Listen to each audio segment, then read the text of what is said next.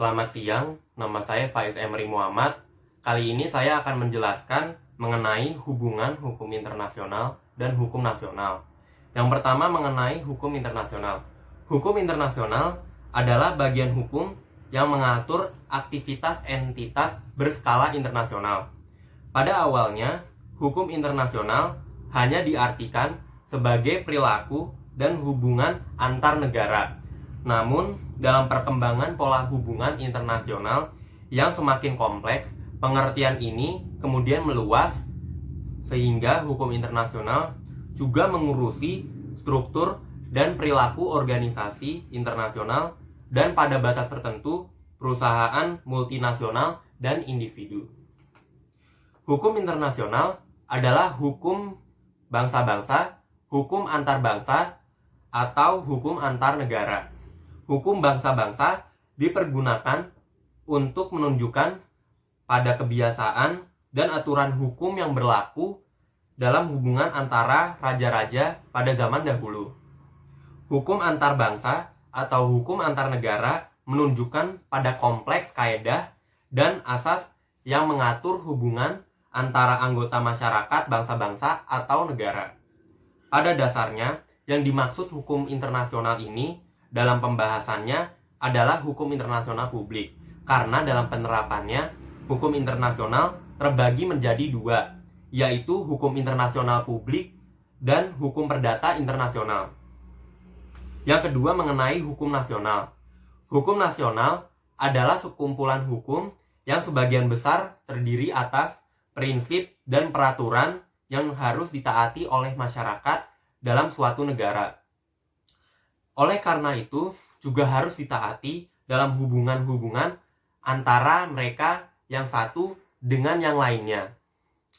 Hukum nasional di Indonesia merupakan campuran dari sistem hukum negara Eropa, sistem hukum adat, dan sistem hukum agama. Sebagian besar sistem yang dianut, baik perdata ataupun pidana, berbasis pada hukum Eropa kontinental, khususnya dari Belanda. Karena aspek sejarah masa lalu Indonesia yang merupakan wilayah jajahan dengan sebutan Hindia Belanda. Yang ketiga mengenai teori monisme. Teori monisme didasarkan pada pemikiran bahwa satu kesatuan dari seluruh hukum yang mengatur kehidupan manusia. Dengan demikian, hukum nasional dan hukum internasional merupakan dua bagian dalam satu kesatuan yang lebih besar, yaitu hukum yang mengatur mengenai kehidupan manusia. Hal ini berakibat dua perangkat hukum mempunyai hubungan yang hierarkis. Mengenai hierarkis dalam teori monisme, ini melahirkan dua pendapat yang berbeda dalam menentukan hukum mana yang lebih utama antara hukum nasional dan hukum internasional. Menurut aliran monisme, primat hukum nasional, hukum internasional berasal dari hukum nasional. Contohnya adalah hukum yang tumbuh dari praktik negara-negara. Teori dualisme. Dualisme bersumber pada teori bahwa daya ikat hukum internasional bersumber pada kemauan negara. Hukum internasional dan hukum nasional merupakan dua sistem atau perangkat hukum yang sebenarnya terpisah. Dalam memahami berlakunya hukum internasional, terdapat dua teori yang cukup dikenal, yaitu monisme dan dualisme.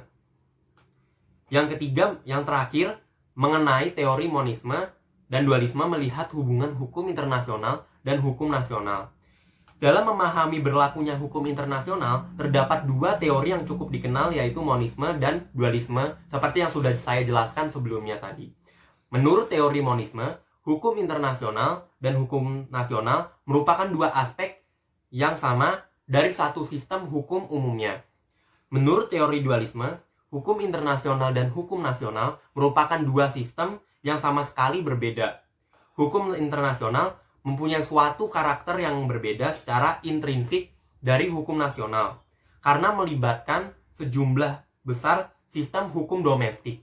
Teori dualisme kadang-kadang dinamakan teori pluralistik, tetapi sesungguhnya istilah dualisme lebih tepat dan tidak sama sekali membingungkan.